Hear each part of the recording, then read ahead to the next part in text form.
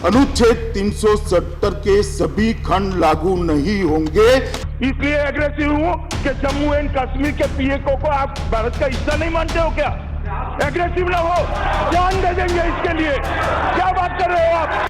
5 अगस्त 2019 ये वही तारीख है जब केंद्रीय गृह मंत्री अमित शाह ने संसद में जम्मू कश्मीर का विशेष दर्जा समाप्त करने और इसे 2 केंद्र शासित प्रदेशों में विभाजित करने का प्रस्ताव पेश किया। जम्मू और कश्मीर की संविधान के आर्टिकल 370 और आर्टिकल 35A के तहत विशेष दर्जा प्राप्त था, उसे समाप्त कर दिया गया था।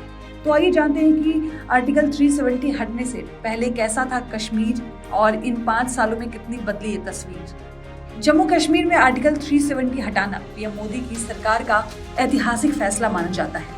5 साल पहले संसद में इसे काफी हंगामे के बीच पेश किया गया था और पूर्व राष्ट्रपति रामनाथ कोविंद की मंजूरी के बाद ये फैसला लागू किया गया।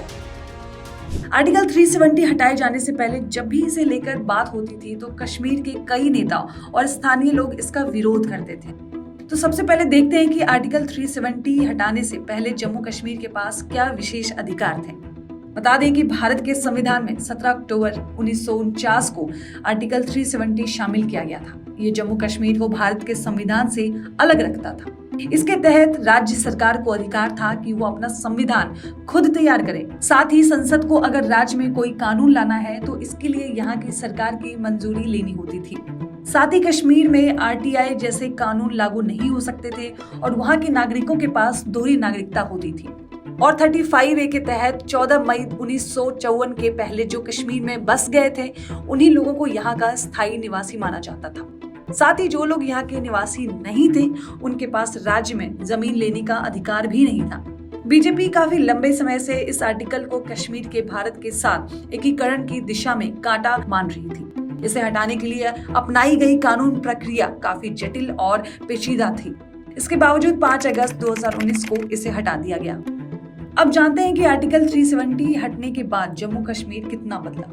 तो बता दें कि जम्मू और कश्मीर में पर्यटन क्षेत्र में आर्टिकल 370 के निरस्त होने के बाद अभूतपूर्व वृद्धि देखी गई है। जून 2024 तक लगभग 1 करोड़ 8 लाख पर्यटक जम्मू और कश्मीर आए। इन पर्यटकों में देश विदेश समेत पूरी दुनिया के पर्यटक शामिल हैं।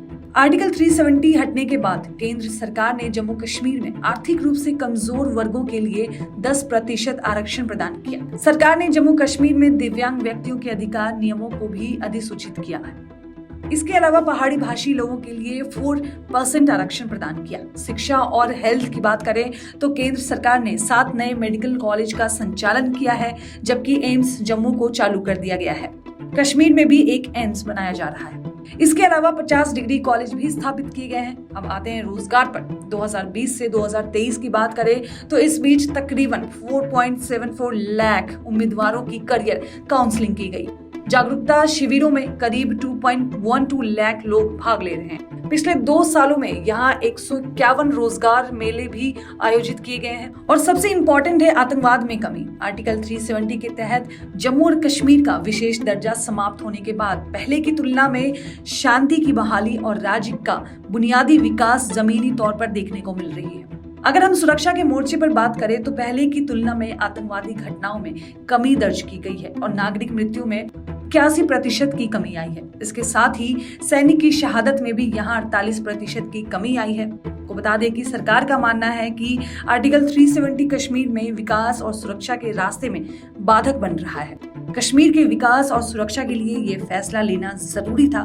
तो उम्मीद है आपको ये वीडियो पसंद आई हो। ऐसे ही और भी वीडियोस के लिए आप बने रहिए रिपब्लिक भारत के साथ।